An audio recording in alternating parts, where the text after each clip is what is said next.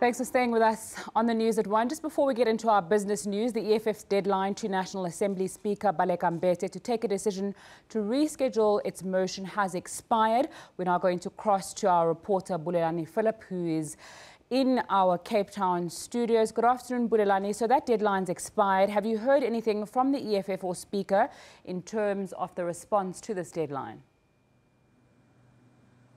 Yeah, good afternoon to you once again and to the viewers. Yes, that deadline has now come and gone, and unfortunately attempts to have tried to contact the spokesperson of the EFF, Dr. Mbuyiseni Ndlozi, seems to be a bit of a problem now. As you can imagine, is that I suppose all media houses are trying to get through to him, but obviously in the course of the afternoon we are going to try and establish from the EFF whether then what do they do now if the Speaker has not responded to their satisfaction. And of course, if they decide to go to court, we will certainly be bringing you up to speed as to what is happening. Bulelani, we know that it's a very big political news day in South Africa. There is a frenzy, as you're saying, with journalists. What's happening in the parliamentary precinct? Is there any unusual activity taking place there? Well, at the moment, I think this day is still business as usual, with people going on about their business in a normal way.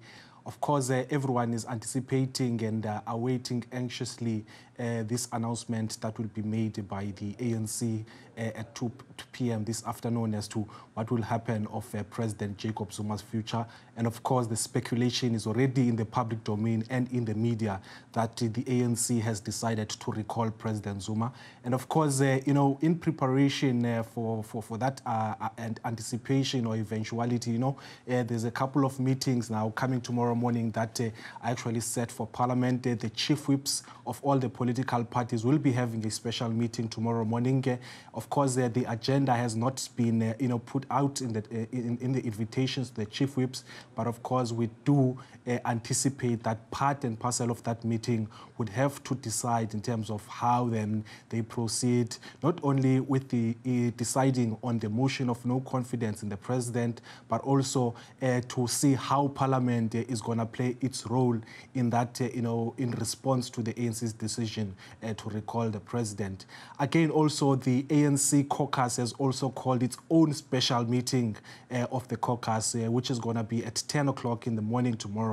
And of course, that meeting will also probably be, you know, updating all the ANC MPs in terms of the decision that has been taken by the National Executive. And of course, to pave way for all of that, we have learned that the chair of committees in Parliament, Mr. Frolik, has also asked the committees that, you know, all committee meetings that were scheduled tomorrow morning here in Parliament should be moved in the afternoon. And one can really read into that, you know, it's trying to make way of trying to clear all the hurdles that, you know, may impede in terms of trying to respond to this much anticipated announcement by the NSC this afternoon. Bulelani, you're telling us about the official communications that you're receiving and what's going to be taking place. With journalists, there is a lot of information that you're getting through a so-called back door. Are you seeing an increase in that? Are you seeing an increase in fake news perhaps being fed to either you or your colleagues as the story is developing and about to break?